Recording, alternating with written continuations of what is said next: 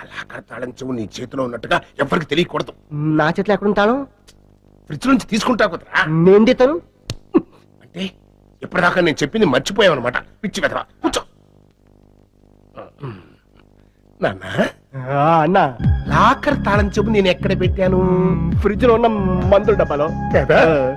నువ్వు ఆ తాళం చెవు అక్కడి నుంచి తీసుకెళ్లి ఇంకొక చోట పెట్టాలి.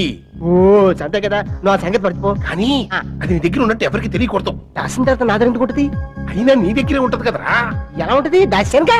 అక్కడి నుంచి తీసుకొచ్చిన తర్వాత కదరా నువ్వు దాచేది. దాచిన తర్వాత నా దగ్గర ఉండదుగా. కంచరగడతా తాళం చెవు ఎక్కడుందో నీకు తెలుసు కదా. ఫ్రిడ్జ్ లో ఉన్న మందుల డబ్బాలో కదా. ఆ మందుల డబ్బా నుంచి తీసిన తర్వాత ఎక్కడ ఉంటది? నా చేతిలో ఉంటుంది. తర్వాత దాచేస్తానుగా. అప్పుడు ఎక్కడుందో నాకు తెలియదుగా.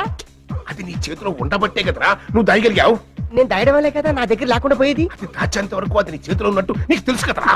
నా చేతిలో ఉంటేగా నా చేతిలో ఉన్నట్టు తెలిసేది. నా దగ్గర లేదుగా, దాచానుగా. రే, ఇప్పుడు ఆ తాళం చెవు ఎక్కడుందిరా? మందుల డబ్బాలో. అది ఎక్కడ ఉండదు దొబ్బే. అంటే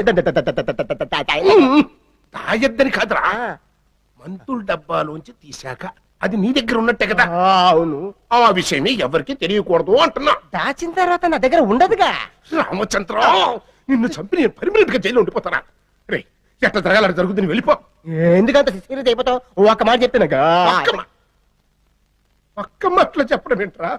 100 సార్లు చెప్పారా, అయినా నీకు అర్థం కావట్లేదు. వెళ్ళిపోరా నా చూడ, వెళ్ళిపో. ఇన్ని తెలివితేటలు ఉండబట్టే నిన్ను జైల్లో అర్థమైంది.